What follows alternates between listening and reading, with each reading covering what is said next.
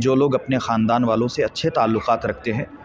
خوش اخلاقی سے پیش آتے ہیں اور مل جل کر رہتے ہیں، اپنے بھائی بہنوں سے، اپنے چچا بابا سے، اپنے عزیز و اقارب سے، دوستوں سے، خاندان والوں سے، گاؤں والوں سے مسکرا کر ملتے ہیں، تو ہم نے حدیثوں میں پڑھا ہے کہ اللہ ان کے رزق و روزی میں برکت عطا کرتا ہے، اور خود یہ بھی ہے کہ قیامت کے دن ان کا حساب اللہ بہت آسان کر دے گا، اور جنت میں جانے والوں میں ایک جو صف ہوگی خود ان لوگوں کی ہوگی جو صلہ رحم سے پیش آتے ہیں، جو تعلقات بنا کے رکھتے ہیں اپنے خاندان والوں سے، رشتہ داروں سے، عزیز و اقارب سے۔ لیکن ہم نے اسی کے بالکل برعکس پڑھا ہے کہ اگر کوئی شخص اپنے خاندان والوں سے، بھائی بہنوں سے، رشتہ داروں سے، چچا بابا سے یا کسی سے بھی لا تعلقی کرتا ہے، اور خود اپنے بچے کو بھی یہ تربیت دے رہے ہیں کہ دیکھو بیٹا ہماری فلاں سے لا تعلقی ہے، فلاں چچا سے، فلاں بابا سے، فلاں بھائی سے، فلاں بہن سے لا تعلقی ہے، لہٰذا تمہیں بھی اس پر عمل کرنا ہوگا، اور جب تک ہم زندہ ہیں ہماری زندگی میں اور ہمارے مرنے کے بعد بھی تمہیں ان سے تعلق رکھنے کی کوئی ضرورت نہیں ہے، نہ ان کے مرنے میں، نہ جینے میں، نہ ان کی خوشی میں، نہ ان کے غم میں۔ یہ اسلام کی بالکل برخلاف تعلیم ہے،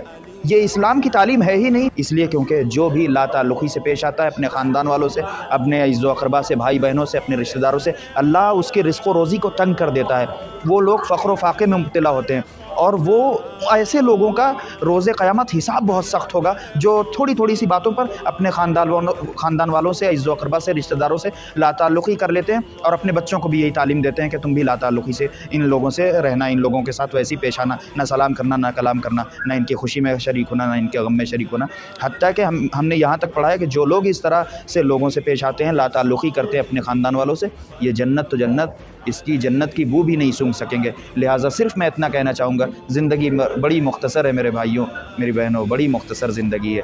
آج کل تو معلوم بھی نہیں، پہلے تو یہ معلوم تھا ایک انسان 60 سال جیتا ہے، 70 سال،